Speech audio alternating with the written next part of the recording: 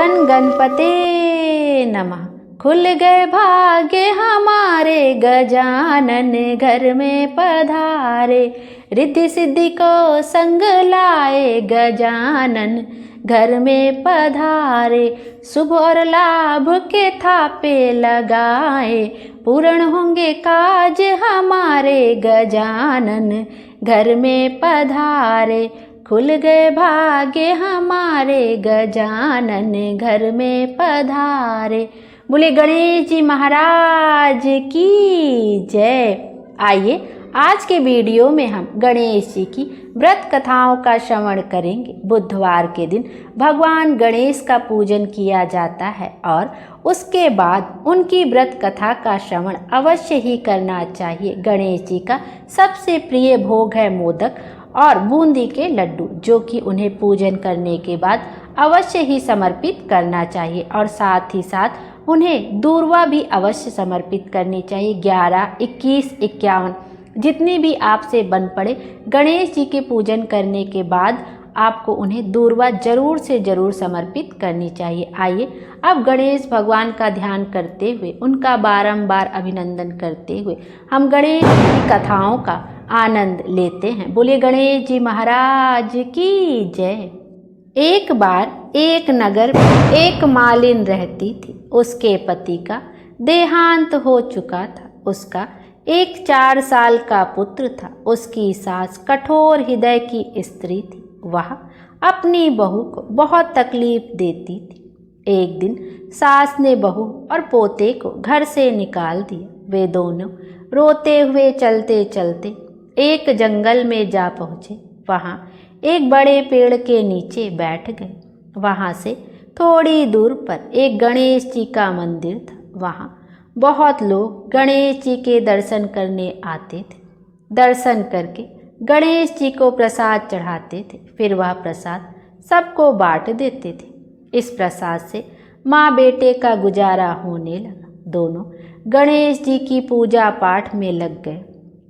एक दिन उन्होंने सोचा, क्यों ना हम भी जंगल से फूल लाकर बेचें। वे रोज जंगल से फूल लाकर उसकी माला बनाकर बेचने लगे। साथ में पूजा की सामग्री और प्रसाद भी बेचने लगे। इससे उनको आमदनी होने लगी। गणेश जी की कृपा से आमदनी बढ़ने लगी। जल्द ही उन्होंने एक मकान और एक दुकान बना लिया। एक राजा की लड़की मंदिर में रोज पूजा करने आती थी। मालिन के बेटे को देख राजकुमारी उस पर मोहित हो गई और उससे विवाह करने की सोचने लगी। उसने अपनी भाभी से अपने मन की बात कही। भाभी बहुत अनुभवी थी। उसने कहा, यह तो मालिन का बेटा है और तुम एक राजा की बेटी हो। यदि तुमने उससे विवाह किया तो तुम्हारी बड़ी बेइज्जती होगी। पर राजकुमारी अपनी बात पर अड़ी रही। उसने कहा, मैंने तो प्रतिज्ञा कर ली है कि उसी से विवाह करूंगी। भाभी ने घर जाकर सारी बात राजा को बता दी।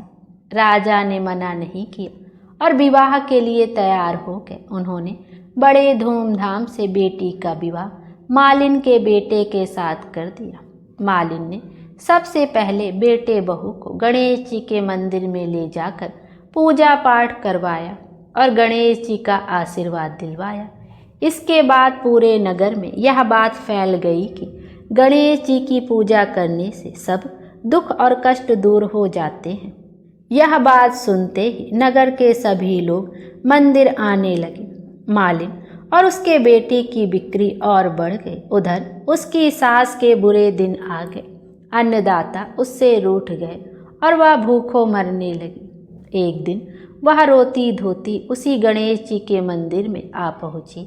वहाँ वह मालिन के बेटे से बोली, मैं बहुत भूखी हूँ, मुझे रोटी कपड़ा दे देना। इसके बदले में मैं तुम्हारा सारा काम कर दूंगी। लड़के को दया आ गई और उसे काम पर रख लिया। उसने अपनी दादी को नहीं पहचाना।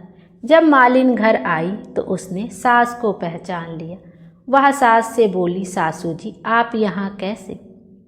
सास ने पोते की तरफ इशारा करके कहा, मेरी इस सेठ के यहाँ नौकरी लग गई है। बहू बोली, यह आपका पोता है और यह घर भी आपका ही है। यह दुकान भी आपकी ही है। जब आपने हमें घर से निकाला तब गणेश जी ने हमारी रक्षा की। बहू की बात सुनकर सास बोली, मेरी करनी मैंने भोग ली। बहू बोली, सासू जी अब आप हमारे यहाँ रहो और पोते का सुख देखो। हे गणेश जी महाराज, जैसा सुख आपने मालिन को दिया वैसा ही सबको देना। बोलिए गणेश जी महाराज की जय।